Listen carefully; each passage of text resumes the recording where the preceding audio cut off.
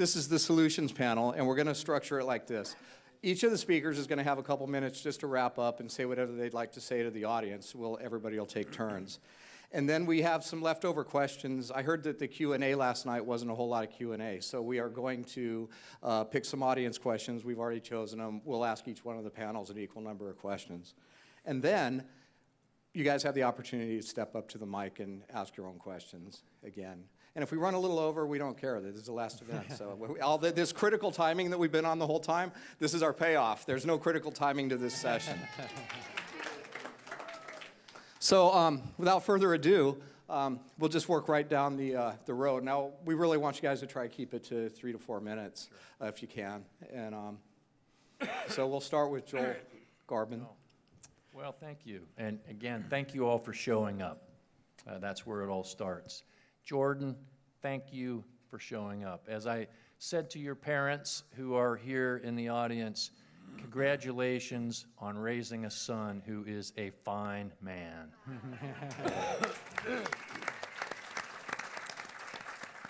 So in the workshop today, some ideas that I wanted to share, and I strongly believe that ideas are strengthened as they're shared, was that when you're approaching breakthrough energy thinking, there's a good need to balance the left brain and the right brain. Yesterday, when we were here in this room and going through the 50-minute presentations, you got a good, healthy dose of the left brain thinking around breakthrough energy. So it was kind of the nuts and bolts of things, technology and where things are going, strategies and plans, all that kind of stuff. That was not really at all what we were focused on today. It was more the right brain stuff. And as I spoke of it, I truly believe that's the foundation from where everything else springs. So I had spoken about my own personally profound experience that, in my understanding, was an authentic call.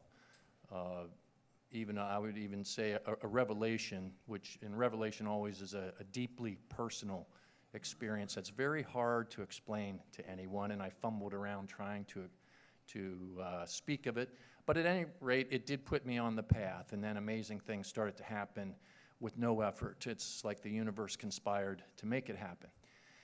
There are issues of purpose, and purpose has come up many times as a speaking point here. Certainly Kimberly brought it up yesterday, and Foster elaborated on it today in the workshop as well. And I spoke of purpose, in my case, is very, very simple, very short, and it's simply, my purpose on earth is healing. And it's taking the manifestation of helping to bring out these new energy technologies from an educational standpoint and an inventor advocacy standpoint that are trying to work hand in hand to get us into that new energy era that's so full of promise and is happening. Not going to happen, it is happening. And that wave, that tidal wave of wisdom that I call it, and the call for the concurrent evolution of energy technology and human consciousness that's required to make sure that we have the wisdom to use these things in a way that is aligned with life right from the start. That's what we're trying to do, and it all has its foundation in knowing what that purpose is. My purpose on earth is healing. So I share that as an idea. The other thing that we spoke quite a bit about was dispelling fear. It's all around us. I spoke of it yesterday as fear porn. It's an addiction of sorts. We're bombarded with it. It can be very attractive, and many of us get caught up in it. And it really drains our energy away, keeps us in an agitated state, and we have to step away from it in whatever way is sensible to us. But one of the things when we look at our brothers and sisters who have been distorted and have got sucked into the maelstrom of fear such that they feel the need to use their resources and position to manipulate a planet for purposes that are not aligned with life. There's a way we can perceive what's going on at a personal level that is healing. And that's to perceive those, what they consider attacks on humanity. We can perceive that simply as a call for love. Plain and simple. Okay? So we don't have to share in their fear, but we can recognize it for them and simply choose to perceive it differently. It's simply a call for love from someone who no longer finds themselves aware of the presence of love. And so each time we can do that. I mean, of course, it starts with us doing it in our families and all that kind of thing, but we can extend that out to a planet. And, you know, there's one example I'll use, and I'll just leave it at that. Biblically, there was an individual who had a history of persecution. And that individual had a transforming experience that blasted open his heart and his mind and turned him into one of history's most noted evangelists, probably the best way you'd call it. And it was a transforming experience that the universe provided, but did not give up on someone who was persecuting others out of fear. And it's something that we can do for each other. I invite anyone who would be in circles of deep influence, who may have been caught up in the manipulation scene, to come have a cup of coffee or a beer or a glass of good whiskey, and we'd be happy to talk about it. You know, look into the heart, look into the eyes, and offer the universe another chance to conspire to break someone's heart open and become a tremendous advocate for peace and beauty and abundance. Awesome. Thank you, Joel. Now, I just want to iterate just for a moment that we really want to spend some time with the audience, so if we can keep our closing statements, you know, within 3 or 4 minutes, it would be really appreciated. And I know that there's a lot of questions and a lot of people that feel like they want to get up and talk to you guys even more than they did in the panels. So, pardon me? You guys can all just start applauding at 4 minutes. We were going to do something like that earlier, but we voted against it. But anyway, that being said, we just want to spend time with you guys. And so thanks a lot for that. And Foster? Well, first of all, I've really enjoyed especially the time between the sessions when I got a chance to be with many of you. It's so incredible and inspiring to hear what each of you is up to in your life and, you know, what's brought you here and what you are bringing to gatherings like this. So thank you for that. I personally want to suggest that you all consider that you have been conveyed an honorary PhD in architecture of a new paradigm. By way of summary, I also want to suggest that the torus is a good icon. It's a good blueprint, as far as I'm concerned, for the new paradigm. And a lot of what I've been doing this weekend is talking about how it serves as that for me. We talked about how what we're seeing in the Solutions Network for Thrive is that all of the issues that we're facing are breakdowns, usually intentional on the part of a sick few, of the wholeness of natural systems. So our challenge is to recognize what the wholeness of a natural system looks like, honor the humanness, but obsolete these people who are out of touch with wholeness and love, and then restore wholeness to those natural systems, whether it's ecosystems or banking systems or energy systems or systems of human relations. And so in our, and for me, the torus is the symbol of that, and as we learn more about the torus, we can apply those principles to our solutions. So what we did in the workshop today was look at 2 aspects of the solutioning process. The first was self-identification, really looking at our individual torus, because in my research, it's become apparent to me that we each are a torus energy field that is there on purpose. In fact, it is our torus of purpose. And as we recognize that, what our purpose is, and then identify what sector we particularly want to work on, and what level of engagement, whether it's immediate needs or systemic change or the consciousness shift itself, we can identify ourselves and line up with that, with our own natural mission, and be more effective when we know those things, and then we can pick a particular issue to work on, and out of that, when we choose to collaborate with other people, most of us, choose to do that, and we tend to be way more powerful that way. We know, in a sense, what we're bringing to the group and to the world when we've gone through those steps of identification. So we did that in the workshop, and that's all on our website if you haven't done that for yourself and are interested. And then we talked about the tools and the compass. Those were the tools. We also talked about a little bit about systems for collaboration, the importance of skills in conflict resolution and decision-making and skilled research and so forth.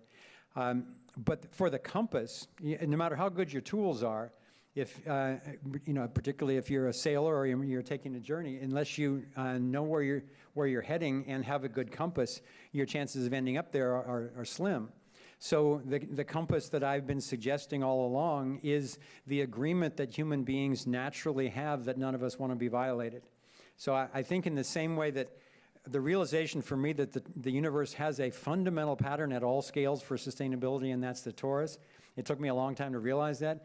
It also took me a long time to realize that the universe is also hinting as to what would be the basic principle for a thriving world. And I think that's a good core for the new paradigm, and I believe that that's the non-aggression principle. And as each of us recognizes that in our own way and then becomes rigorous about finding creative solutions to all the problems which do not violate that principle, I think we're well on our way. So I really feel honored to have been a part of this group, and thank you for your proactive participation, and I look forward to further explorations with each of you. Thank you.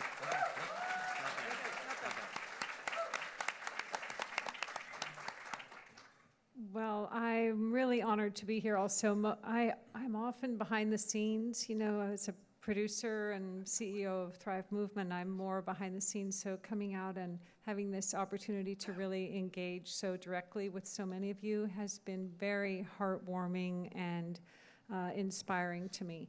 And I originally said thank you for the openness, Jordan, of this whole thing from the invitation, just come and speak about whatever you want. We're going to have a lot of interactions. So I'm going to be short because I'm excited about the interactions, and just in terms of extending this openness further into the workshop, because I know the idea to film them would have meant that keeping chairs in a row and having people come up and stand in line to speak at a microphone with a light on them makes it so much easier to record. And I said, I know, but it doesn't make it easier to feel. And I believe that for understanding to turn into action, it needs to move through feeling. I think that's how it works. So in our workshop, we had a chance to explore, everybody personally have a chance to identify behavior that they had changed when they wanted to, because we all have that experience, and I think it's really valuable to come from what we know. We know how to better ourselves when we choose to. And then we had a chance to identify a place where our behavior is still conflicted with our passion and our purpose, and to actually imagine living out the rest of our lives without changing that behavior. And using the pain of that imagining to then source the courage that we could move into for the third phase, where we were able to make a declaration and choose to commit to making the change, so that the goal of the workshop, which was to increase the amount of unconflicted behavior in our lives, could in fact be realized and carried forth in the days and weeks and years ahead, and to provide something that we can use personally again and again. So I know it made for impossible video, but it made for a wonderful experience, and I'm just so grateful to have had that experience with you all. So thank you very much for your courage and openness in doing that. And thanks for the chair thing. Well, just briefly put, in our workshop, I was guilty probably of a little bit too much lawyering. I was trying to figure out how, in kind of a concrete situation where people, in talking with their lawyers, are encountering a particular problem and having to try to get it solved. I was trying to draw down the kind of more abstract concepts of the new paradigm and what some of the qualities and characteristics are that are being pointed toward by a lot of the discussions, into trying to thingify it a bit. You remember that in the Prophet by Garbon, where he goes through the different people's qualities. The lawyers are constantly trying to chisel reality into stone. So we were trying to particularize a bit some of the potential features of a new paradigm, since we're using the metaphor of being architects of a new paradigm. I was attempting to put a little bit of flesh on the structure, the bones of the structure of a full-scale systematic worldview, and just wanted to get some of that in front of us as a deductive model that can be the partner, as I suggested yesterday, of the inductive model that we're all engaged in working on, looking from the quantum worldview toward the mystery that lies within quantum physics that distinguishes it from the hardcore scientific, logical, positivist, materialist worldview. So I was trying to get some of that that sweet spot between the material and the ineffable, as we said. And one of the questioners came up afterward and said, how can you possibly be trying to thingify the ineffable? And I said, that's basically the job of your lawyer. So I was trying to do that a bit today, and I hope we made some progress on that.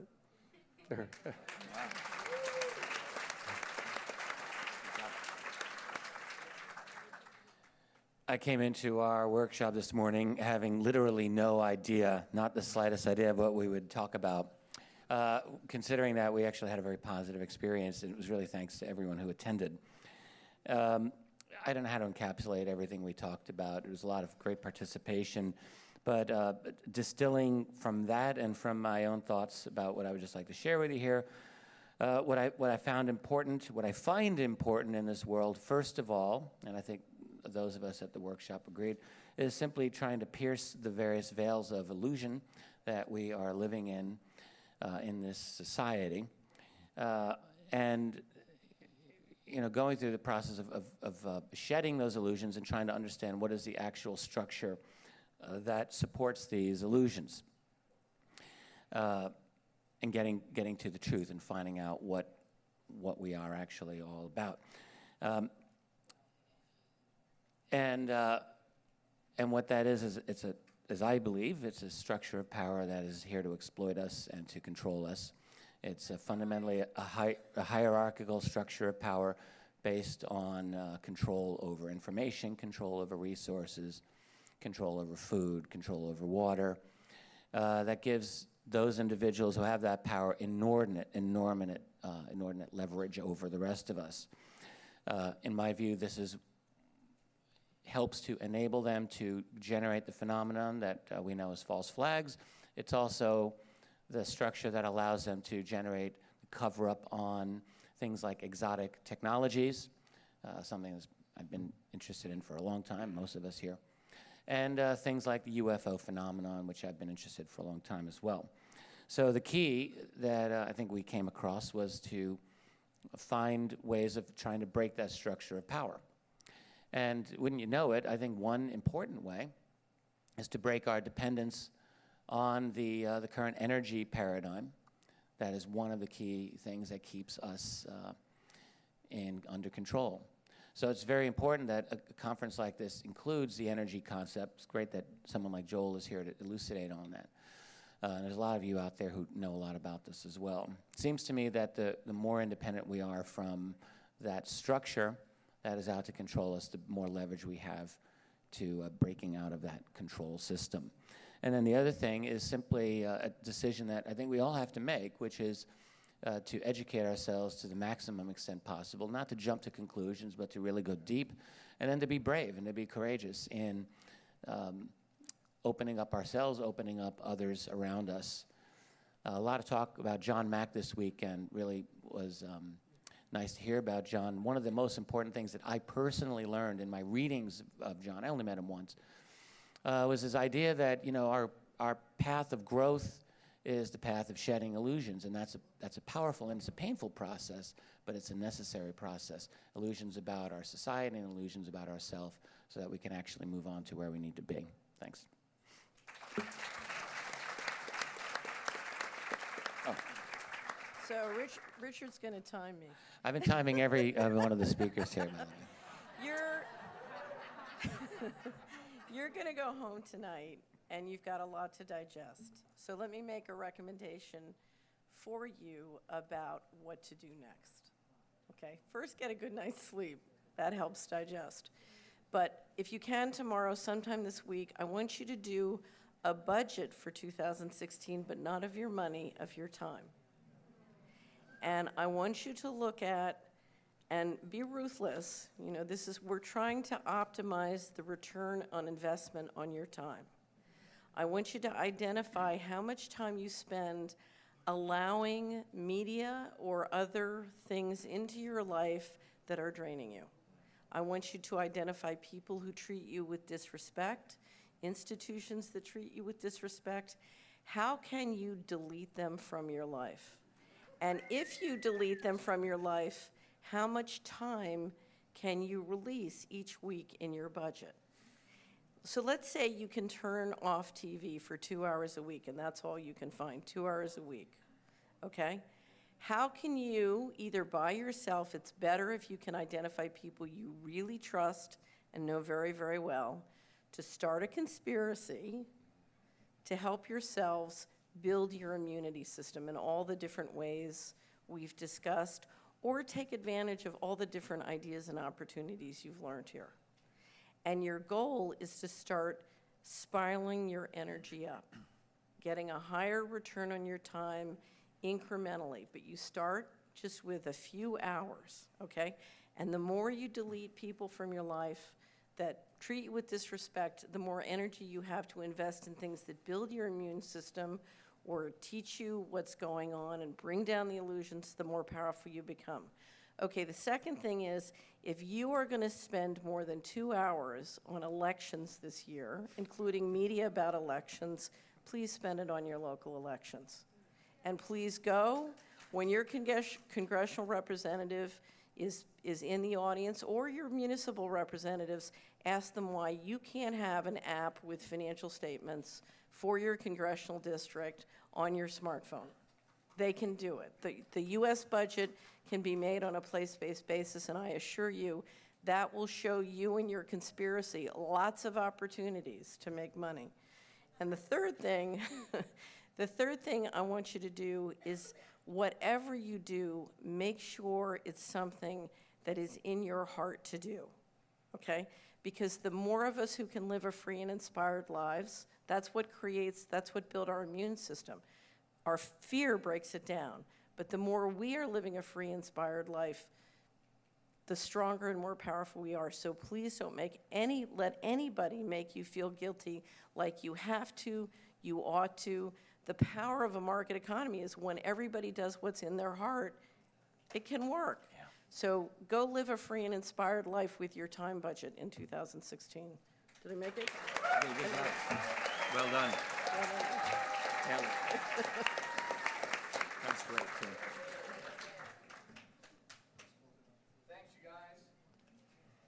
So now we have some prepared questions that are left over from last night. And we had a very strict criteria for picking the questions that we were going to ask. They needed to not be too long, and I needed to be able to read everybody's handwriting. So me? I already did that. I'm Ron James. We did that a long time ago. So it's not about me. It's about these guys, and it's about you. So, Joel, the first question is for you. And during your lecture, you were talking about new energy machines, some potential. And the question is, the new energy machines may produce energy in a 20-to-1 ratio, but how does this phenomenon comply with the physical law that energy cannot be created or destroyed? Okay, that's a good question. So when we speak about a principle of over-unity, what are we really talking about? And I agree that energy is not being created, even though you can physically measure, empirically measure with current instrumentation an apparent, and the key word is apparent, increase in energy on the output side of a device versus the apparent input energy on the input side. A good example would be a device that, let's say, it requires 10 watts of electrical energy going in and generates 100 watts of heat going out. That would be called a coefficient of performance of 10, or 10 times over unity. Now, does that mean that somehow energy was magically created? No, the energy is still coming from some source that's on the input of that device. But that source of energy may not be easily measurable by our existing instrumentation. We don't know all the forms of energy that are out there. Sometimes we hear terms like zero-point energy, quantum flux field, the vacuum, all these etheric-sounding things. And we don't really know what all of it is. And there's, I'm sure, many, many forms that'll take a while for us to discover and uncover. But they exist, and as a practical scientist, where application is more important to me than theory, to me, it's really the end result. What can we do with it? Is it something that we can use that benefits humanity, makes this planet more beautiful, more abundant for us and our companion species? Then let's go for that. Let's don't be too caught up in conventional scientific theory of things. But no principles of science are being violated. All the laws are conservative, and everything is in its place. I'd like to just add briefly to that, from my torus perspective, that there are many energy inventors that used to try to make a power cube or a power sphere, and they would either freeze or fry or implode or explode. And then they started making them toroidal so that they were open to the universe, because the second law of thermodynamics is describing a closed system. Well, actually, we don't have any closed systems because they're all made up of atoms which are all open. But the devices themselves, the ones that work, are open to the universe, so they're accessing energy in the ambient field rather than violating a law about what's in some particular closed system. So the next question is going to be for Foster. Been asked to come over here and find an X. Oh, there it is, right there. Yes. Apparently the camera was picking up nothing but my bald spot. So, Foster, audience is curious. Tell us about the vision that you had at 14 and elaborate on the Earth's energy pattern. Elaborate on what? The Earth's energy pattern, I guess the torus. Uh-huh. Oh, I'd be happy to talk about the torus. That's a good idea right there. Well, part of the background that most people haven't heard that I didn't talk about in the movie was that I went off to boarding school at age 14, right around the time of the Bay of Pigs, Kennedy administration drama, which took us to the brink of nuclear war. And I was scared. and I didn't really know how to talk to people about that. And, you know, I was used to doing duck and cover drills where the siren would go off and we'd all get under our desks like that was going to save us. So I had been at boarding school for 2 months, and it was a cold winter, stormy night. I go to sleep, and I'm carrying this terror around with me, and all of a sudden I wake up, and there's blinking lights and this loud kind of crashing sound, and I was scared. I jumped out of bed and ducked under my desk, and all of a sudden I realized, this is a strange circumstance. What's going on? Well, it was a snowplow scraping against the road outside. So I kind of sheepishly crawled back into my bed. But the reason I tell that story is that that's the fear that I was carrying and what I wanted to do about that. I had an intention inside myself that I remember very clearly. I need to figure out what this energy stuff is and how it works so that we can figure out a way not to be dealing with energy in a way that can explode the entire planet.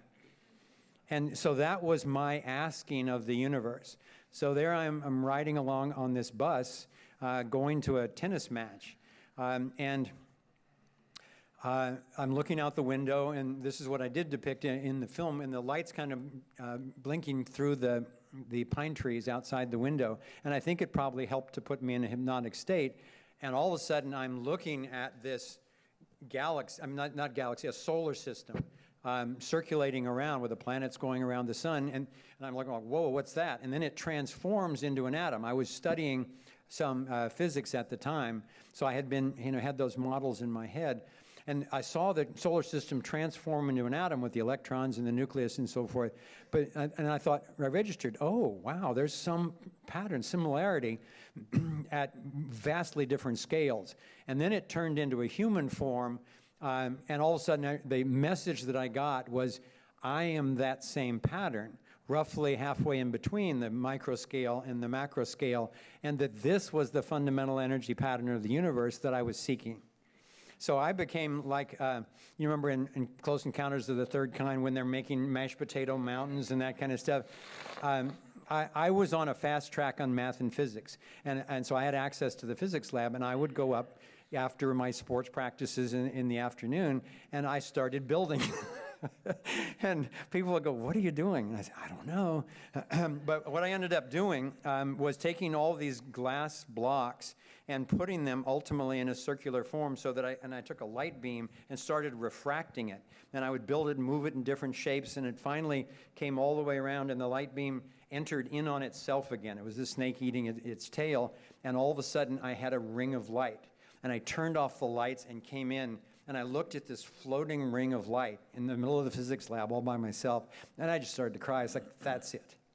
And so I told everybody, the next day I brought them all in and showed them, and they said, it's really beautiful. What is it? I says, I have no idea.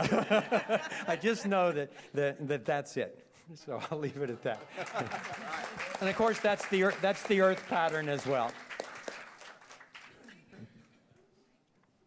This next question is for Kimberly, and it's one that's especially close to my heart because I've lived a life of synchronicity and miracles that happen. And so one of our audience members wants to know, how does synchronicity work in following our dreams? So synchronicity as in like things just coming together, is that what that means there? Things. Tell me the definition. Does anybody remember asking this question? Tell me. Pardon? I wish I had my dictionary. Yeah. Well, I think what they're asking for is, a lot of times you can have a vision for following something. You can have an idea how you're going to get there, but then uncanny things just seem to happen by themselves. And so I think they're looking for you to touch on that. Oh, yeah. Well, for me, I guess that has to do with the partnership with the cosmos that I guess I mentioned last night, where I feel like when I am relaxed into my full awareness of that partnership, which I experience a lot, like, those images when you watch someone fall back and everybody's there to catch them? I feel a lot like when I fall back with that level of confidence that I will be held by the cosmos that I know is here to hold me, then my experience is that just all kinds of things show up.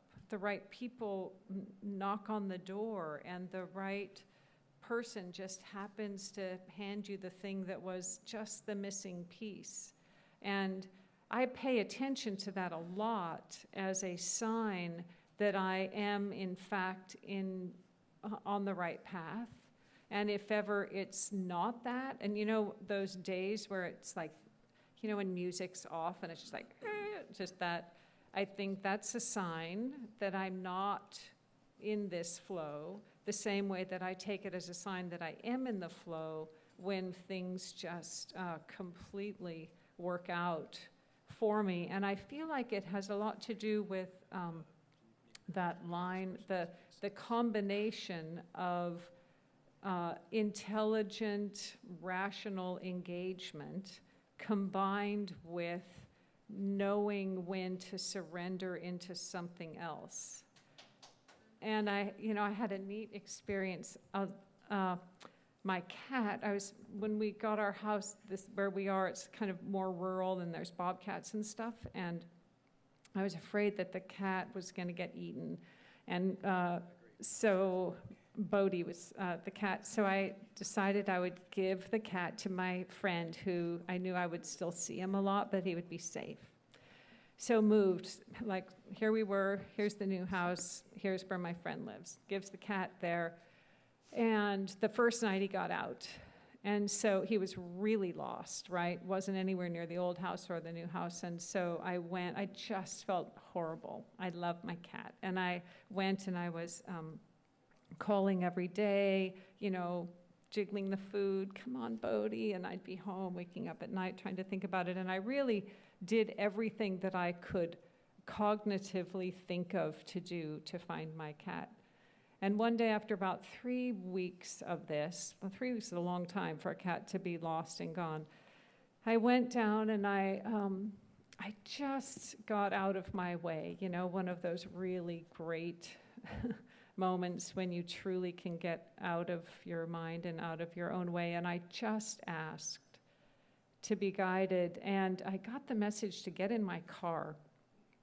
So, all right, I got in my car, and then I came to some railroad tracks, and I got the message to stop at the railroad tracks. Like, all right, got the message, walk down the railroad tracks. All right, climb over this fence. It's like, okay.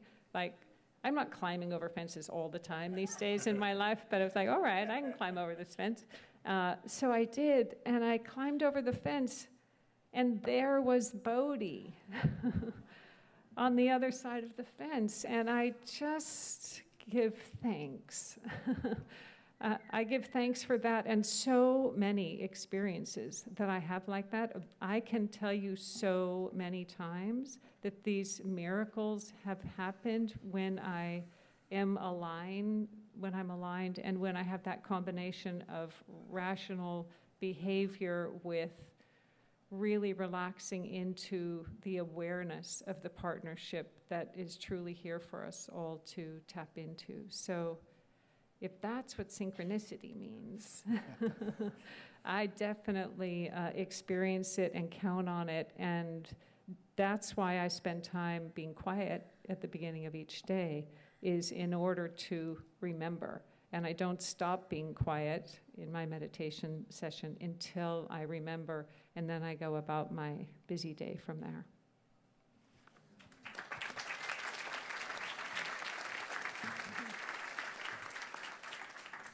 It's amazing how we find that if we just show up and we do our best, and then we surrender to whatever's for the highest and best good, then all of a sudden just magical things start happening. Stuff you couldn't make up in a movie or just even imagine in your wildest dreams. Those kinds of things happen when you're really in the line with your purpose. And so that was a great answer, and it was a good question too. So Daniel, somebody wants to know if there's anybody working on an alternative internet that wouldn't be under government control or under the threat of being shut down or controlled. No, I don't. I don't know of any such thing. That we'd probably have to call Al Gore and see if he's working on something else to invent.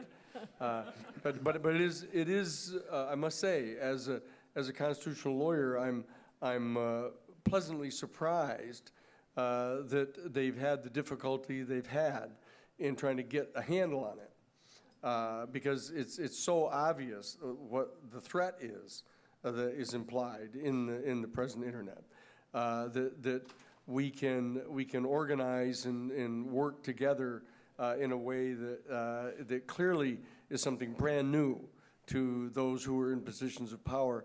And the irony is, at the same time, I remember the first time that I found out that the FBI had been secretly insisting with every one of the computer companies that they build into their computers a secret backdoor, so that the FBI could tap into any communication going on.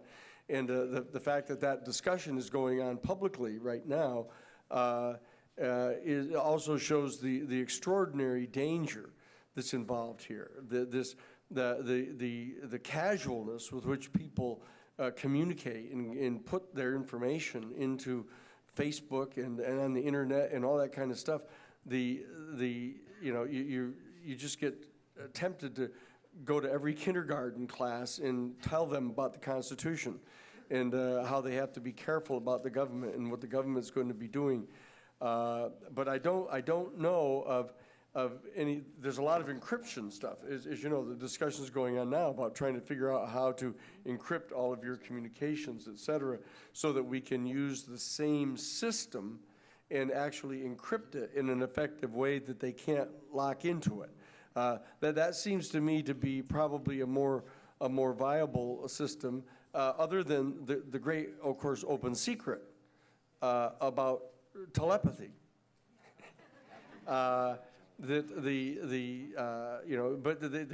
Even then, like one of the questions that came up in our workshop is that we lay out the hardcore right-wing authoritarian worldview, and then we work our way on up to the more subtle realms.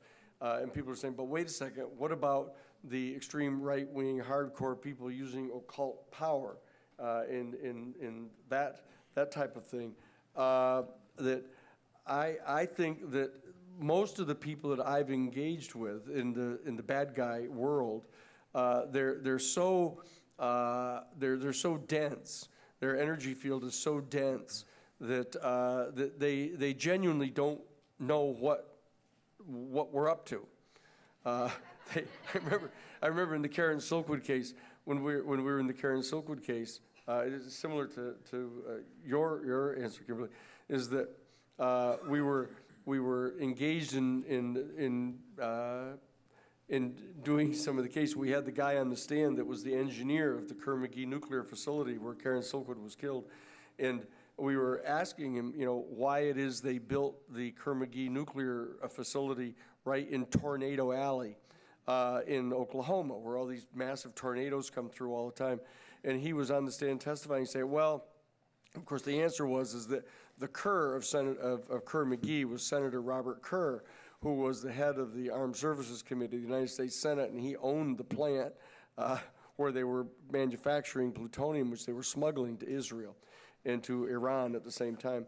But the bottom line is, so he was saying, oh no, we've built this plant totally secure, and besides, tornadoes never come around this plant. And he was still on the stand that night when the largest tornado in the history of Oklahoma hit within a half a mile of the plant and wiped out a whole section of the city. And then we had another person on the stand, and he was testifying about what a safe facility this was. And Bob Alpern comes into the courtroom and started whispering for me to come. So I asked the judge, excuse me a moment. So I go over, and he told us that the 3 Mile Island nuclear facility was melting down right at that moment. And so we went back to interview the guy, and we said, now you say that this facility is very safe, like other facilities around the country. And he said, yes. He said, would you say like the nuclear facility at 3 Mile Island, for example, this is as safe as that? He said, oh, yes. Yes, it's as safe as that facility. And, and so people, when they started saying, who are these people? You know, what are we doing here? Where did these people from the Christic Institute come from that are doing this case? So that there is a secret set of resources. There are a secret set of resources that we have that have to do with intuition, that have to do with reaching up to the light in seeking assistance. Not in a dialectical way, but in opening ourselves to the light, knowing that we have access to this. And I genuinely don't believe that the bad guys are as good at this as we are. And so I think that's the real alternative that we have. It's our secret resource, I think. Ron, I'd like to just briefly add to that question about if anybody's developing an alternative internet. Kimberly and I have been privileged to be in contact for a couple of years now with high-level people in the BRICS alliance, Brazil, Russia, India, China, and South Africa. And they told us 2 years ago that because of the behavior of the cabal, of the Western banking cabal, suppressing so much activity, they were going to be developing three things. They were going to develop a new gold exchange, which is now public in Shanghai. They were going to be developing a new alternative to the SWIFT, the Federal Reserve electronic transfer system for money worldwide. And this is a lot what Catherine was referring to the other day, you know, requires the satellites and all that. And both Russia and China have independent systems now that they have launched and are beginning to use. And the third one they told us is they were developing an alternative internet because of all the suppression of the internet, and that one's not done yet. I can't swear to the third one, but so far their track record's pretty good on what they predicted. Wow, so at least we know people are thinking about it. That turned out to be a really good question. So the next question is for Richard Dolan, and this one's really surprising. Richard, tell us again how UFOs and the ET phenomenon play into the new paradigm. Well, it's a big part of our reality. We have a hard time grasping it, to be honest, because it's not really part of what we can call our official paradigm, our official reality. And to many people, even in, let's say, the alternative knowledge field, the UFO phenomenon is really not part of their study. There's a lot of very engaged, sharp people out there who understand that we're living in a kind of control system. They understand that we need to break out of it, and yet they don't really get into the UFO phenomenon. And I really believe most of it is because this is their one blind spot. None of us here are inclined to believe the narratives coming out of CNN or the mainstream media, except for some people when it comes to UFOs, and they're totally willing to believe the mainstream media. It's a really odd thing for me. You know, like you don't want to believe the mainstream media on the war in Syria or 9/11 or anything like that, but you're totally willing to accept the fact that UFOs are ridiculous. I don't get that. When you have a system in power that systematically makes a certain subject ridiculous that thou shalt never discuss seriously, i.e. UFOs, maybe you should be a little suspicious of that. I'm just saying. So along those lines, though, if there is this major reality that is there, and I believe that the evidence for it is not simply a little bit, it's overwhelming. It's overwhelming. So how would it fit into our paradigm? It has to fit in because it's a big part of what's going on. It's like, I sometimes liken it to you know, Alice in Wonderland, where Alice goes down the hole and she falls and falls and falls, and boom, and she's in this fantastic world that's unlike anything that she experienced above the ground. I've often felt that we kind of live in Wonderland every time we turn on CNN or the establishment media. It's like this fantasy that's being thrown out at us, and you got to believe it and suck it into your mind. Whereas in the real world, UFO encounters happen every single day.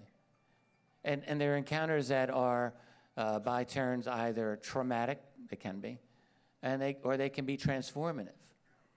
And the really important thing about this phenomenon that I don't really know if I've discussed all weekend, and I don't know if I've heard it anywhere else, but is that it affects people at a very deep level. And so that it's creating, among those people who have these experiences, whether it's just a sighting that they can't explain or something much more intense, it is changing them sometimes really in profound ways. So it seems to me that how it fits into the new paradigm is, I don't fully know, to be honest with you.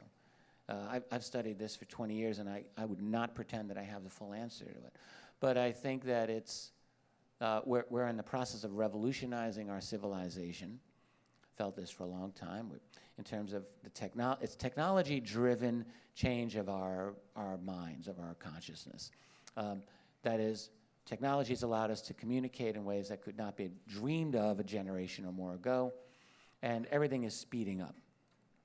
And we're being helped along by new developments in computing, including quantum computing and AI and the rest, that are reinventing the whole foundation of what we are.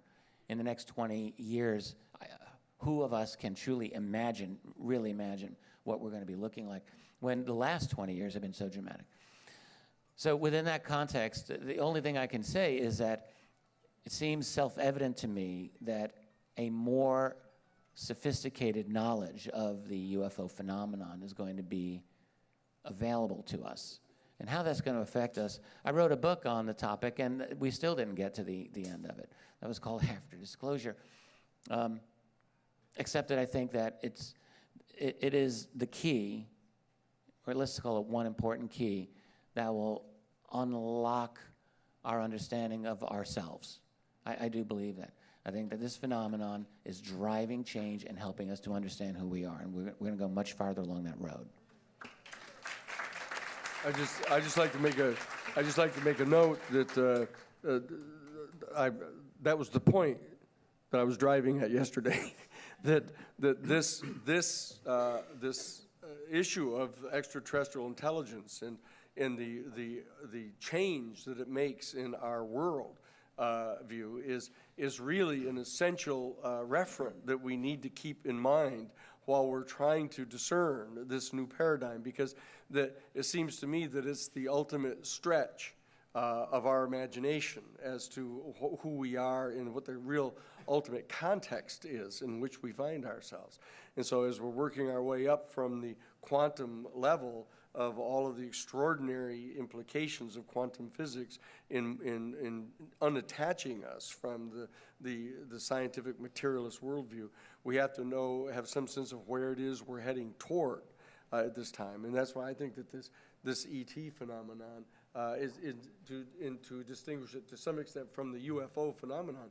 The extraterrestrial intelligence phenomenon is really the other pole of the dialogue, I think, in formulating this new paradigm, really.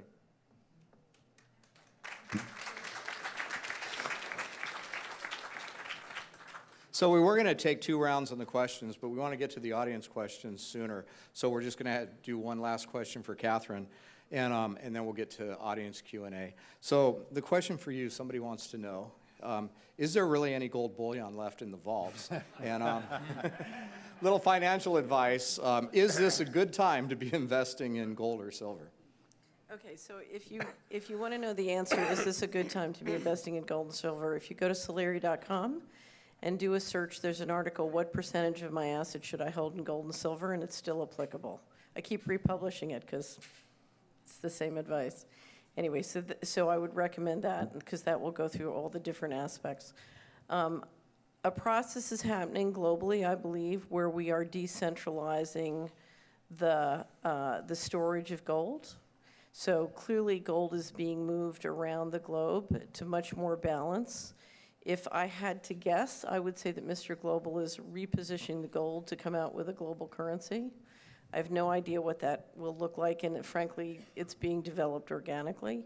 The second thing is, when the gold market ran up, and then right as it came down, you had a stockpile being built in the ETF GLD. And if you're interested in knowing more about GLD, I have an article called The Precious Metals Puzzle Palace about GLD and the silver ETF SLV, and you can learn more there. But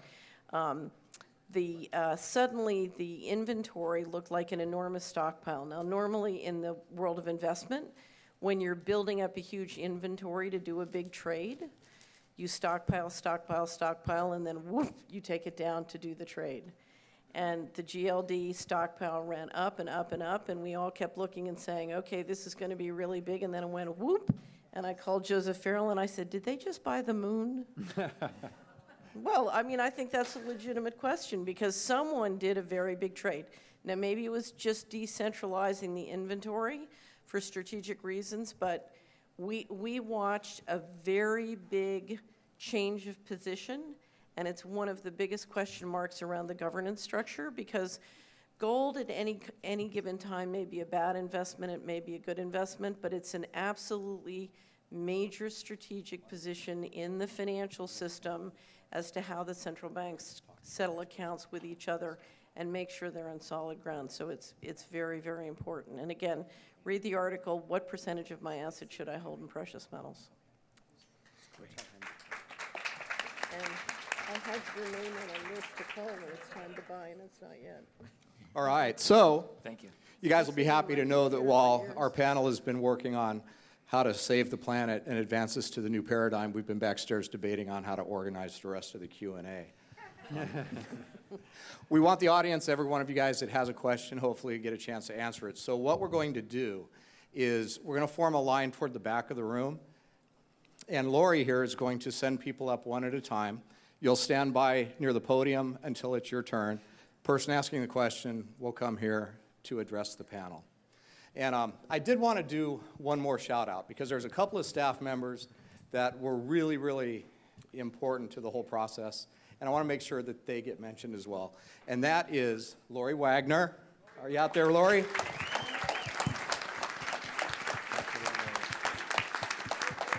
And then Kat Sauter, are you in here?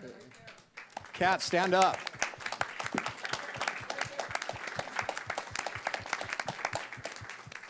Sorry that you might have thought we weren't going to mention you or anything. And then I want to thank Sky for helping us with the video interviews. And then once again, I'm Ron James. I'm the founder and creator of Evolve Television and the host of the Bigger Questions TV show. Somebody asked me to introduce myself, so.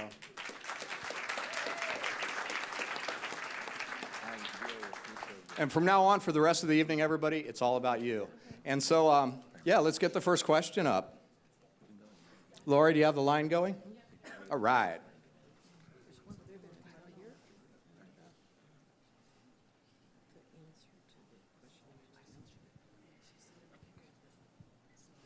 So Lori Lorenz here is going to be the microphone person.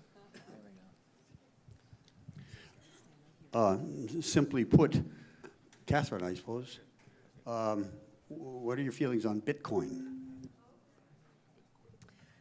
So Bitcoin is a fiat currency that has no deposit insurance, is what I feel. So what I always say to everyone is, you know, what I believe is, you'll often hear me say this, Mr. Global wants a digital currency. He doesn't care if it's dollars or gold or wampum beads, as long as it's digital, and that's for many reasons, some of which I'm sure you can imagine. I see Bitcoin as simply a prototype. You know, as we're building out the redundant global systems, Bitcoin is a prototype to sort of test one way of doing that. And it's still early in a prototype, which means it's very volatile. There's a great effort being made to encourage people at the grassroots to believe this is an enormous solution, so they'll get out of, you know, if you have your money in a bank with deposit insurance, a sovereign government is responsible to make sure it's okay.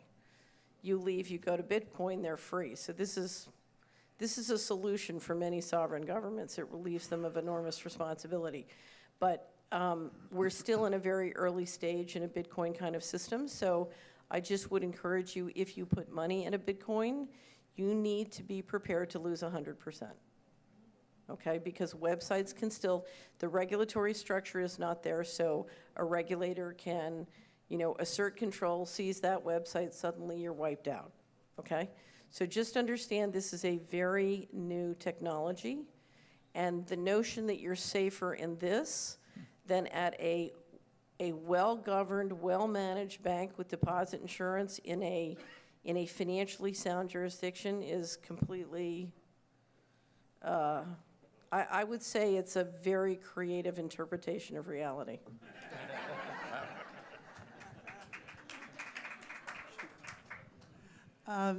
Good afternoon. To the Gambles, Kimberly, you were pointing out the TPP.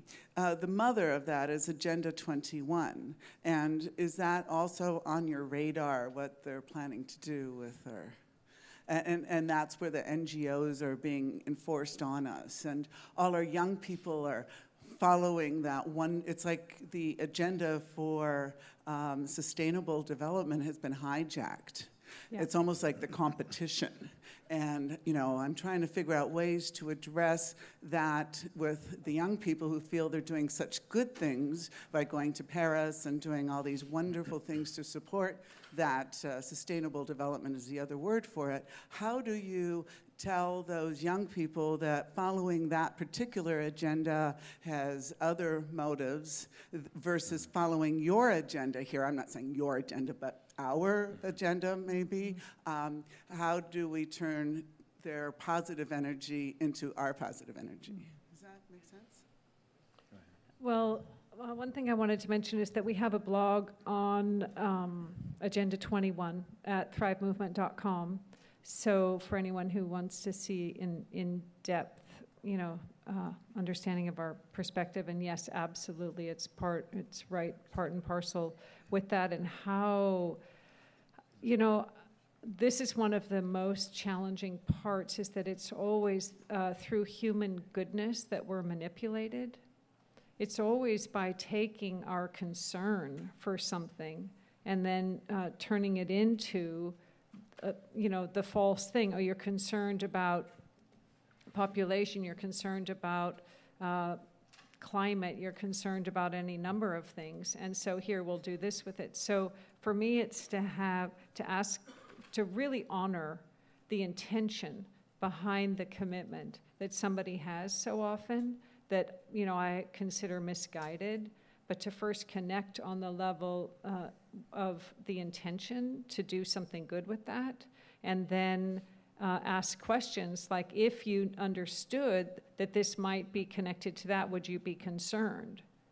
Oh, look, it turns out that there is this connection, and then what about if the person who was responsible for this, it turns out is also on the board over here, or is associated with that?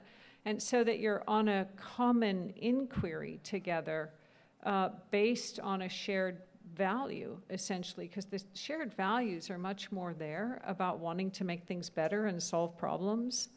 And again, this whole thing about how to have those conversations and get into it in a way that's effective and not just, you say your piece, but they go away and they have some weird impression of you, nothing changed. And if the goal is that more people really understand the dangers of this, and how they're being manipulated, for me, it has to do with first identifying find out what's actually the motivation, because chances are it'll be something pretty close to my motivation. It's just a different way of getting there. And then, you have to have your facts and information in line, because, well, I looked at the Agenda 21 this or the TPP this, and it says that. It's like, yes, well, let's look further. I found on this page over here, it turns out that it really says this. Did you know about that? And then take it that way and really allow the questions, because to me, that's one of the most, if we're looking to have an impactful, ongoing dialogue and not just, one of those uncomfortable encounters. For anyone who is not familiar with Agenda 21, just really quickly, it's a UN-sponsored global initiative that was really the first brought to light by Maury Strong at the Rio Climate Summit in 92, I think it was. If you follow the money behind the good words about sustainability, in this particular case, you'll quickly find out that Maury Strong, most of his life, was a Rockefeller agent, and he was basically named to bring this motion forward for the UN. Now, the UN was created on Rockefeller land. It was no coincidence that that land was given by the Rockefellers. The Rockefellers and the Rothschilds had tried after World War I to create a League of Nations, all of which sounds great. You read any of the literature, oh, we're all going to be in touch, it's going to be peaceful and all this. Well, the Rockefellers and the Rothschilds don't have a great track record of doing that, but they do have a very consistent track record of trying to consolidate power to suck up other people's wealth and to try to create a one world government. Well, the Agenda 21 is that on steroids. It's basically a big program under the guise of protecting the environment and creating a sustainable civilization. It's a big socialization project for the entire world that operates a lot through an organization called ICLEI, I-C-L-E-I. I can't remember what it stands for right now, but they've got basically undercover agents in almost every community in the United States and a lot around the world. It's a big issue with us in Santa Cruz, and they go in and they create these fabricated community meetings where they come in and they give their speeches about sustainability and so forth, and a few shills in the audience get up and challenge something, but they've got a right answer to that, and the people go, oh, okay, I see, well, I'm not concerned anymore. And then they take, they don't take a vote on anything, but they kind of assure the people, okay, we've heard you now, we're going to keep your best interests in mind. But the agenda is already written, and it's basically to confiscate people's property, to bring them into urban areas in high-rises, and basically give all the land back to the government. And not just the U.S. government, but to the one world government, because this is a global plan. So yes, I would be very concerned about that. And Marin County has been one of the strongest counties in the country fighting against Agenda 21. I'm trying to think of the name of the woman up here who's really spearheaded it. Rosa Quarry, yeah. She's written a fabulous book about that. I think it's called, she runs an organization called Democrats Against Agenda 21, which has shocked a lot of people into awareness in Marin. But I highly recommend you read that book and go on our website and see the blog that lays out the history, the players, and the agenda for this. Oh, and that's now been translated into Agenda 2030, which is, you know, and this is what ties it together with, again, using climate issues to try to fool people into voting for the laws that would transcend national sovereignty and the taxes that would have people all around the world have to fund the one world government, which would be run, of course, by the high-level corporations, and above them the banks, and above them the secret societies. So be a little suspicious. Thank you, Foster. Yeah.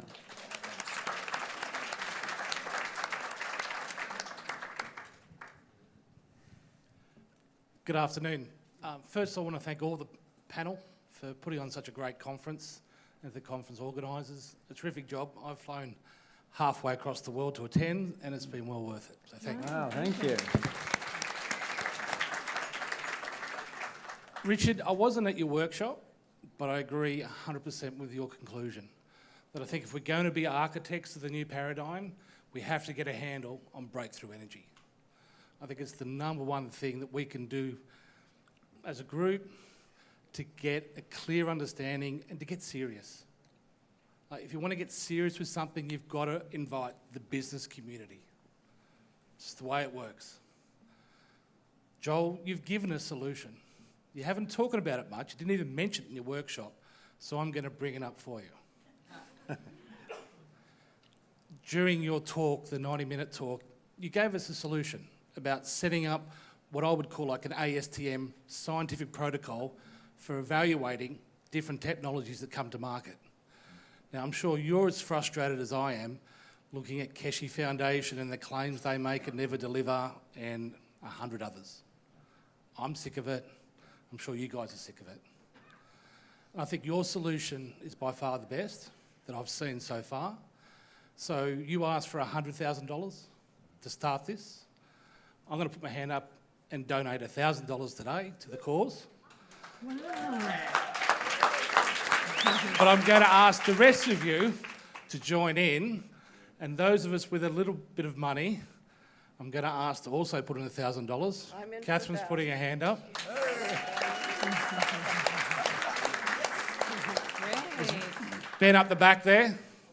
There's 3. 97 to go. There's 4. There's 5. There's 6. 94,000 to go.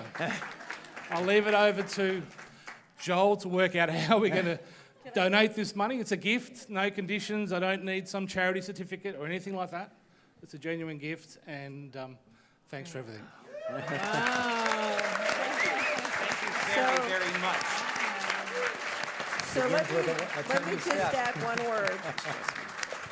The reason this is so important is when Joel finishes doing this project, it will unleash billions of dollars of investment capital that can flow in. That $1 billion+ is waiting for this 100,000 to be spent. And one of the things that is most important in establishing financially the credibility of this effort is not that 100 people gave 1,000, but if 100,000 people gave $1, the more people who contribute, if you just walk up to Joel and say, here's $1, it's my prayer that this project succeeds. So don't think you have to give $1,000. If you can give $1, give $1. If you can give $5, give $5. If you can give $100, give $100. Because the more of us who give, the more powerful the momentum behind the project will be. Because it needs to have a constituency. It needs to have a field. So help create the field. If you don't have $1,000, just do what you can do. And if you can't afford to even give a quarter, just tell your friends who can. It can make a huge difference. It's newenergymovement.org. You can, do not send it to my address in Portland. But yeah, newenergymovement.org. There's a donate button. My God, Jason from Australia, thank you. Thank you. That is amazing. And what Catherine said is right on the money. It's one thing to have one person say, I'm going to take care of all of it, and that's an amazing gesture of faith and generosity. For a multitude to do it, that's a movement. That's what we're calling out for, is a movement. So, and thank you, Jason, for getting the ball rolling, and for the second motion there, Catherine, and the rest. Joel, beautiful. I want to add to this. And thank you for whoever just started that. I'm going to match the next $10,000 given. Wow, all right. So if anybody that gives Joel, Susan, can you stand up? The new executive director, Susan, Yay, Susan. or myself, I'll match every penny up to 10 grand. Okay. Given today. Thank you, Eli. Thank you very much. Thank you. Wow. This is cool. It's tax deductible too, folks. So we will. Is that an example of synchronicity? Ideas are strengthened as they're shared. It's actually a conspiracy. And it's working. I've been associated with New Energy Movement since its inception, and I just wanted to mention that my mentor, Bruce De Palma, free energy physicist, was a deep thinker as to the source of this free energy. And I wanted to comment to both Joel and Foster that his view was there is no empirical evidence that energy has ever been converted from one form to another. It's a mystical perception on the part of the physicist. It's not part of the new paradigm as I understand it. Bruce went so far as to say energy is only created and destroyed and never converted from one form to another. I don't know which is true. It may be somewhere in the middle. But thank you all for feeling, as Kimberly would say, the importance of this new energy movement, because it really does have the potential to transform everyone's consciousness from lack and limitation and fear and competition and greed to a participatory, abundant universe. So thank you very much. Thank you, Andrew.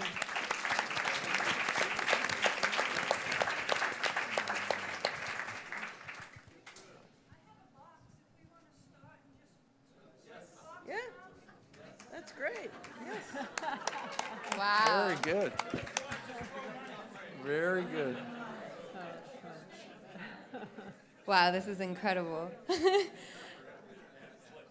I am so grateful to be here. My name is Annalise, and I had the pleasure of speaking with you, Foster, and I hope to speak with you too, Kimberly. And you all are just brilliant, and everybody here. Just, I just turned 25 yesterday, so this is the best birthday present that my friend could have given me to bring me here. I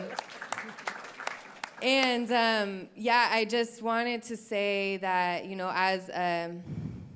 as a young woman who, since I was small, 5 years old, having a dream from watching the Mayan prophecy on TV, and then next thing you know, reading National Geographics on Africa and having a dream that, I need to go to Africa, and there's this, people with picket signs. There's a revolution going on in my dream. I still remember it vividly, and that's what led me. And sure enough, in 2012, because I'm like, what am I going to do with my life? I'm going to be 21 when I might die or something.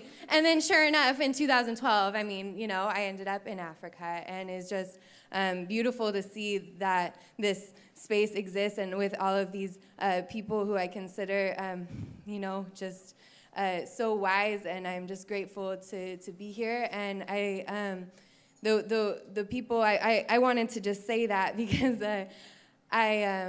I'm especially connected with the work of the indigenous movements around the world. Elders that I work with that are now as my father in Uganda at the source of the Nile. And I wanted to bring that presence here and to connect, because the people who started the I Don't Know More movement from the indigenous Turtle Islands actually came to visit the people I work with Impambo African Multiversity, which has been coming together for decades now. And I just wanted to give that background because I'm curious, especially from our conversation about just as this amazing man who just came up here and just started this movement, we're passing a box around, just as we say, if we want to get serious, we need to have business people in the room. Absolutely, 100% agree. Just if we want to get really serious, we need to have indigenous people in this room. I know that we all believe that. I'm just saying that, we need to, and on the panel, and we are all re-indigenizing ourselves, so I want to say that we are all indigenous to this earth, of course. But I just wanted to ask you, especially as you mentioned, getting the I Don't Know More movement and all the different indigenous movements involved in the Thrive movement, and what your plans are, and just also anybody speaking upon indigenous wisdom. Thank you.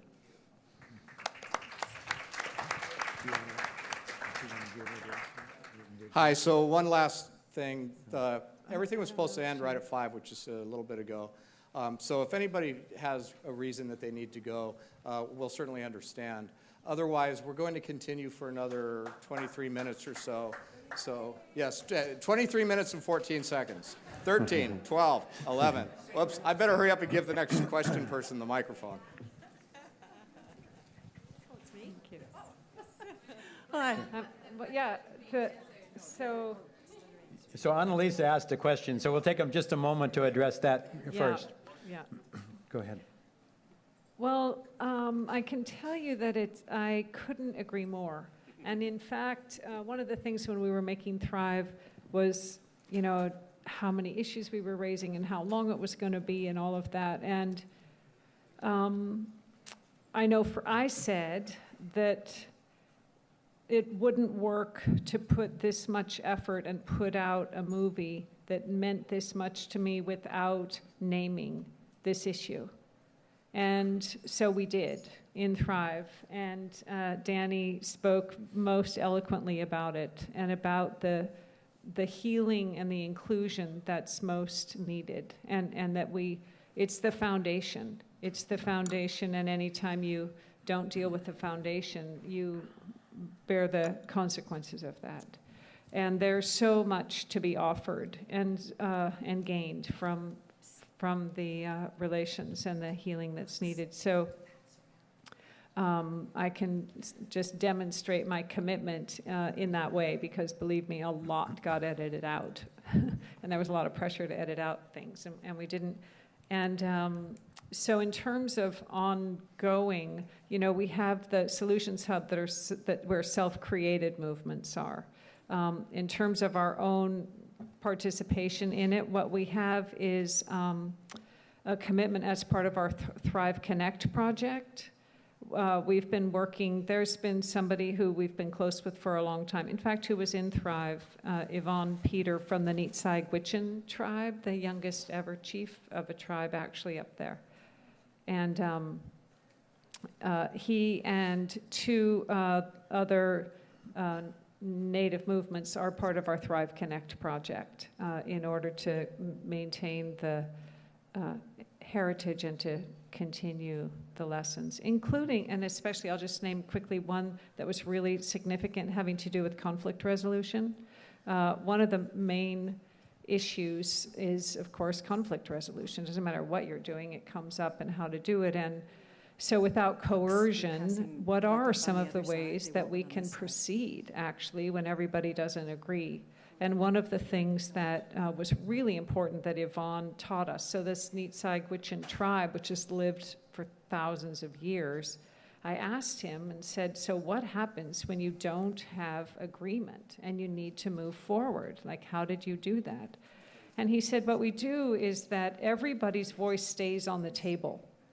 So sometimes we need to move forward with an action, but no one is silenced. Any dissenting opinion to that movement, that voice stays in the room. And every subsequent meeting, that perspective is brought up and revisited, so that either the concern is mitigated and they see, oh, you're right, it was good to proceed, or those who proceeded could see, oh, that concern is starting to come to pass. I see we need to revisit that. But there's a resolution in the process without stopping movement. And that was just so valuable, and it's something that we've applied so many times, and there's so much more like that to bring forward. Anyway, he has helped us to be most engaged with the projects that have made it into Thrive Connect so far. But I share your commitment and appreciate you bringing it up. And I don't know if you know, but there was a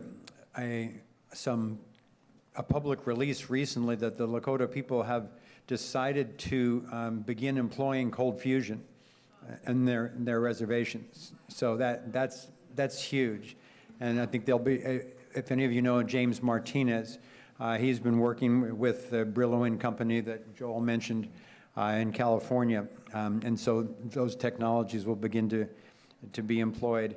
And also we're working not only with Danny's Lakota Law Project, but also with Russell Means' wife, Pearl Means, and a number of the other Lakota projects.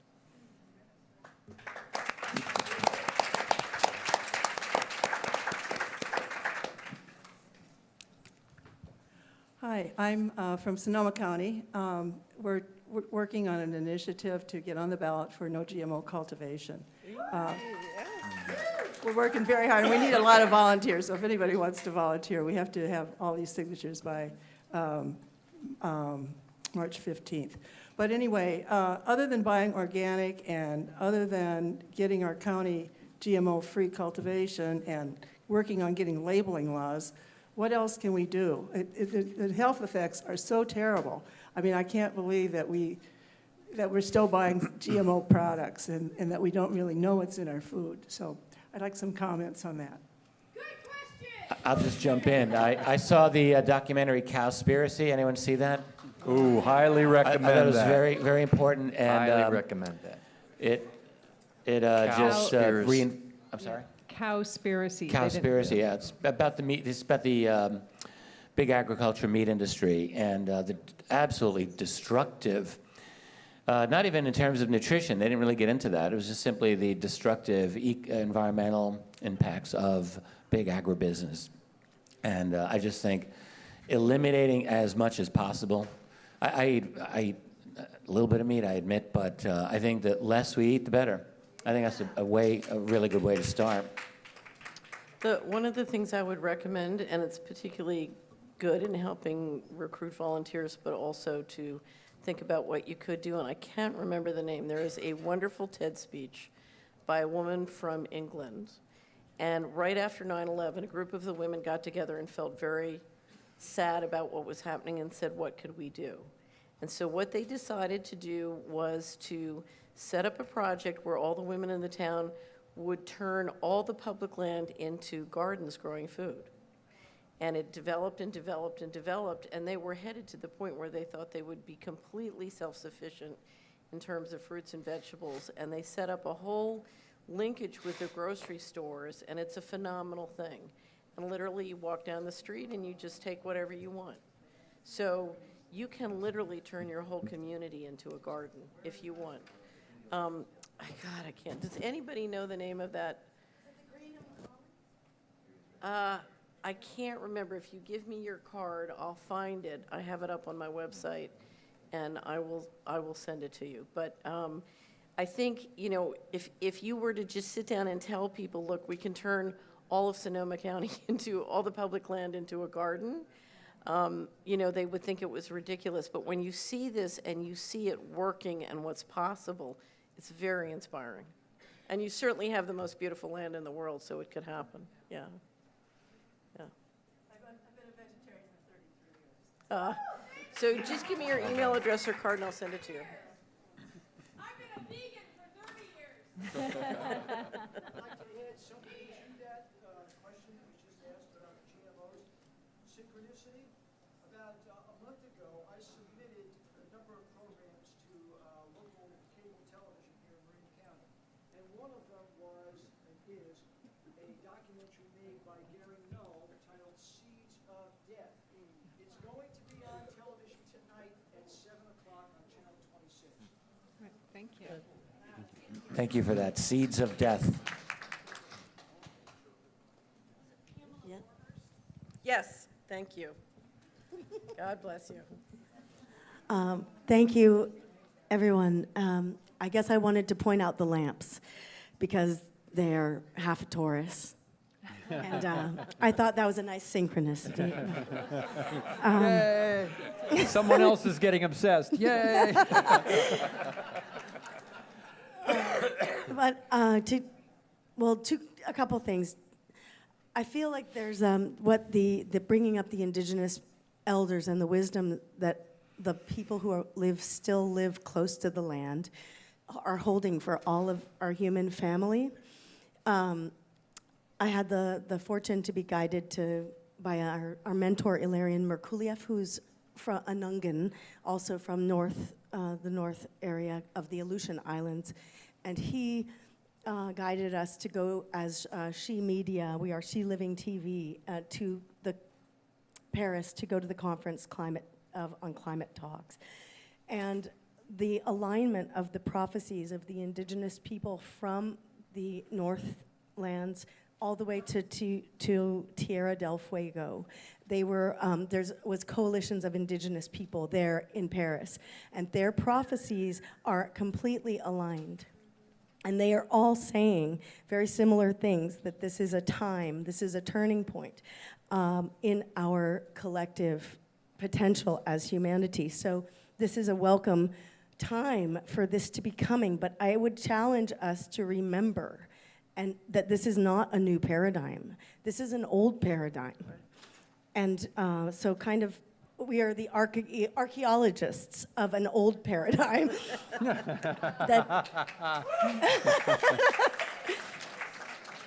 Just that, anyway, we remember, we have memories of our collectivity that are so much stronger than any of our division. And maybe we used to pray to our ancestors and remember and get messages from the land, and now we don't have that relationship. So we put our ancestors above in the sky or wherever we can find them. But those entities that are coming to us, they are also our ancestors. They are also the spirits of the species that are not represented, whose voices are not heard. I just think we really need to reach down as much as we reach up. Thank you.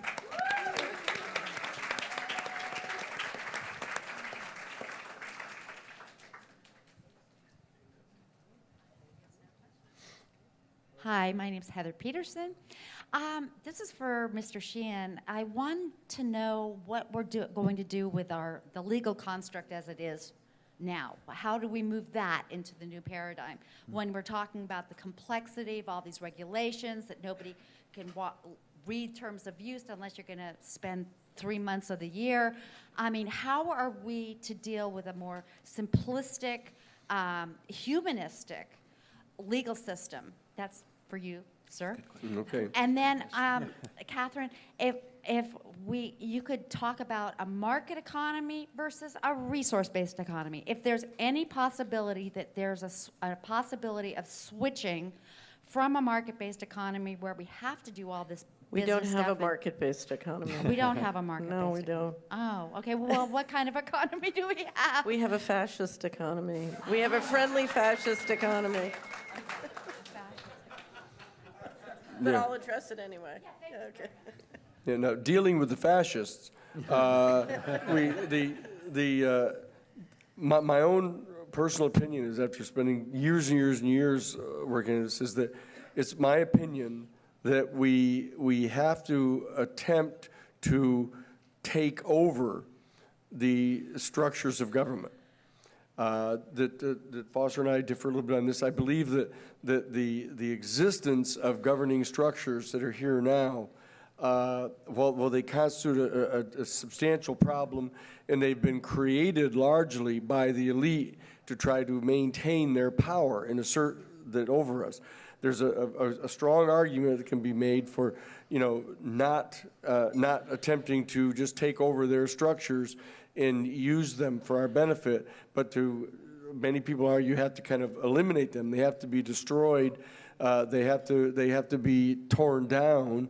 A major crisis has to occur to cause them to collapse, and then we have to build them de novo.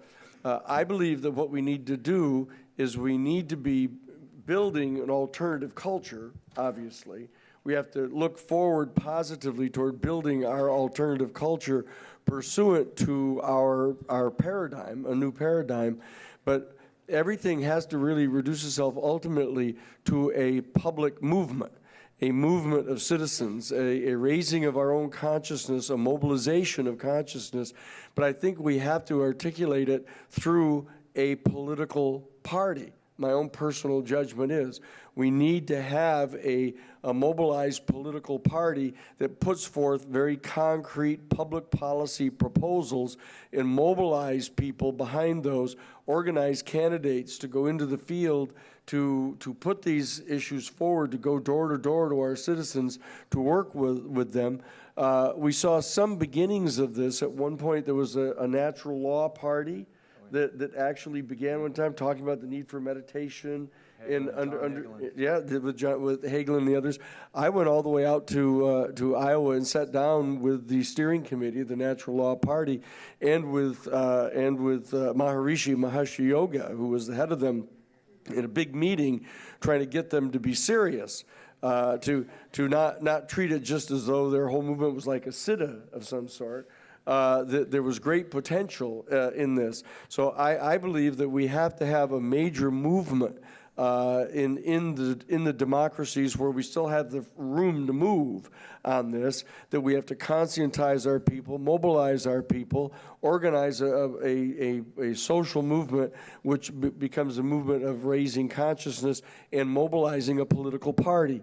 I think that we have to take over the democratic system in the United States and assert control over our own environment. And we have to reach out through the organs that exist to try to take over the government. That's my personal opinion. They would love to have us just all talking about, setting up little small communities and growing our own food, et cetera, and leave all of the institutional structures to them. I don't think that's a good idea. I think that we need to take these over. This is a revolutionary movement. This has to be conceived of as a revolutionary movement that is undertaken and undertake direct action, political action, every single form of action that can be taken to take control of these governing structures on our planet and turn them to the interests of the people. Well, clearly, my opinion. one thing you have to do, I'm sorry, I just want to add on, Yeah. it has to be necessary to eliminate, absolutely keep out major financial corporate interest Yes. that's going to work its way in. It's like the snake in the garden. You just got to kill the snake. Yeah. So you can't allow that power in, and That's that's right. got to be one of the big keys. It seems. Well, and absolutely. I should tell you something that I'd mentioned earlier, the State of the World Forum that was begun right at the end of the Cold War, that President Gorbachev moved forward to try to establish the State of the World Forum, that I happened to have been the chair of that, many of you know, of the strategic initiative to identify the new paradigm in that entire process. One of the major mistakes that was made in that process is they allowed corporate financing to come in to help finance the gathering of all those people together at the Fairmont Hotel and putting up everybody and bringing them in from around the world, et cetera. And the corporations kept coming to the meetings and saying, look, whatever the new paradigm is that you people are talking about, whatever the changes are, you cannot change the economic system. You have to maintain the transnational corporate capitalist banking system. And as long as that's okay, you can do anything else you want to do. And we refuse to do that. We refuse to allow them to set that condition, and that's why we got all the way to the year 2000 to the United Nations and they expected to announce this great new paradigm, and we absolutely refused. Said we're not going to name any new paradigm that accepts the proposition that transnational corporate capitalism has to remain the dominant economic system in the planet. We cannot allow that. We need to eliminate corporations. The whole creation of this concept of a corporation in the 1868 and afterwards that set up an immunization of the owners of the businesses to immunize them against liability for what they're doing, that has to be completely eliminated. And we're not going to be able to do that through the Republican Party or the Democratic Party. That's absolutely clear. There has to be a political movement that is rooted in the elimination of the corporations and the establishment of revolutionary vision. And so I think this we have to be clear about that. There's a great reluctance on the part of a lot of the people in the New Age movement to, we can't do politics. You know, I think that this has to be a revolutionary political movement that overthrows the present power. That's my personal opinion. So let me bring that down. Let me bring that down to nuts and bolts. The dominance of the corporations is created by rigged cost of capital, subsidy, contracts, and purchases through the federal budget. So the dominance of corporations is rigged by a rigged cost of capital that works through the federal credit and the federal budget, and contracts, purchases, and other deals through the federal budget. So if you want to change this, one of the conditions precedent is because remember, what's the goal? The goal to do it is in a way that makes us money. We have to shift the money out of the corporations and into a variety of parties, small business, everything else. So how do you do that? You get place-based financial disclosure of the federal monies and credit and contracts and spending for your county.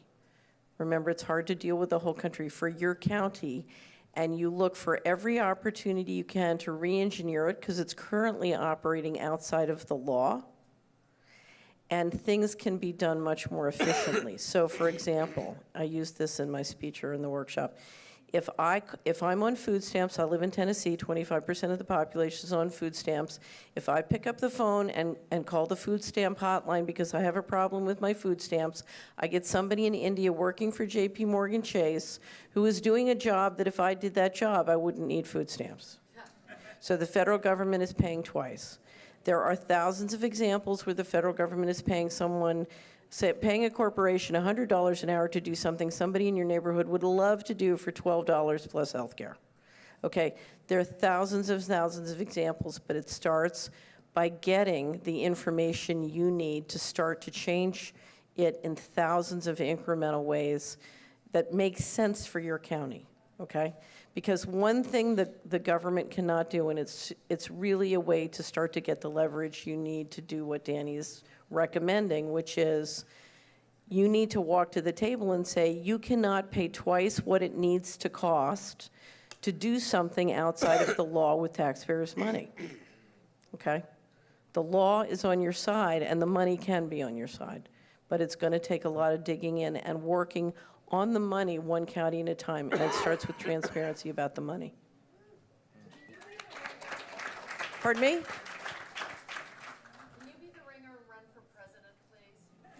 I wrote an article many years ago called Why I Declined to Run for the Presidency of the United States. And after I published it, now we're going to talk real serious. A relative called me and said, what would it take? What would it get to take you to run for presidency of the United States? And I said, I would need at least 250 licenses to kill without question. And they got outraged and said, it was a wonderful attorney like Danny, and said, that is the most lawless, disgusting thing I have ever heard. And I said, you cannot run a criminal enterprise without the authority to enforce. Okay? So if I ran for president, I'd be dead a lot faster than John F. Kennedy. And besides, it's not my gift. I'm not a politician. I'm a money person. So, I've spent many, many years telling people things they don't like to hear. So I assure you it's not fun. I don't want to do it as the president of the United States.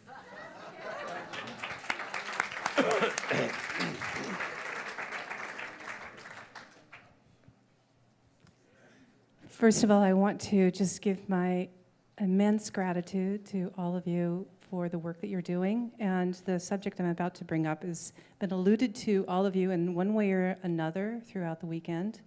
But I would just want to explicitly speak to it and get your thoughts and comments. I've had the terrible honor of hearing firsthand and helping heal the trauma of those that have been victims of satanic ritual abuse.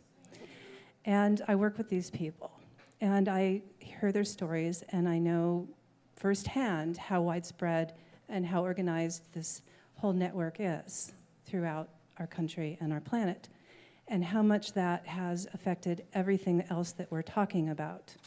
And I'm convinced also as an activist as well that you can't work for the good fight unless it's sort of like a wound that we're putting a Band-Aid over that's not been drained. And we have to open that wound and we have to let it drain. And this is the underbelly of all of this, is this spiritual warfare that's going on and the real trauma that's happening in many people in many different levels, walking around us this very day, and every day we are meeting them, and we also are experiencing that on some level as well. So I just want to speak to that, but I also feel a lot of hope, because you're talking about bringing love and shining light right at the darkness, and that's exactly what we need to be doing. So thank you so much, and it took me some courage to speak up to this, because it is a fearful subject and most people don't want to hear about it. Thank you.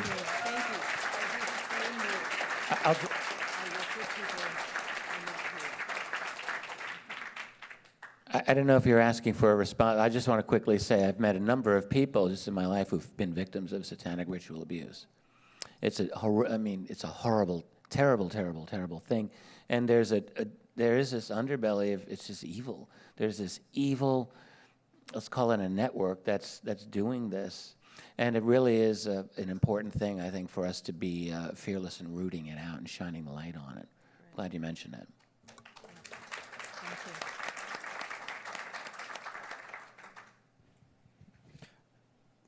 I think, no, we're really pushed for time, so.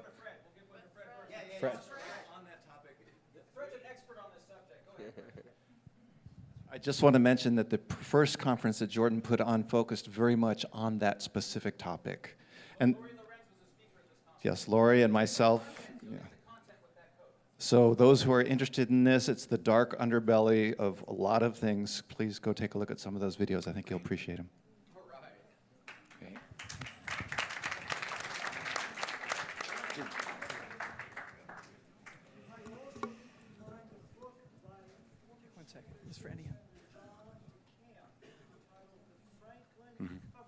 It's mentioning the book, The Franklin Cover-Up was mentioned. Yes, absolutely.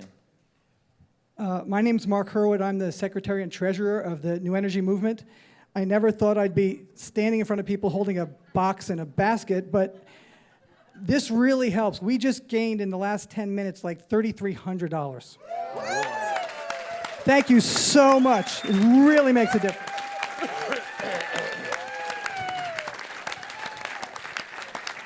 All right. So speakers, we're going to clear off the table and stuff, but we ask that you just stay for a couple minutes so we can take the group photos.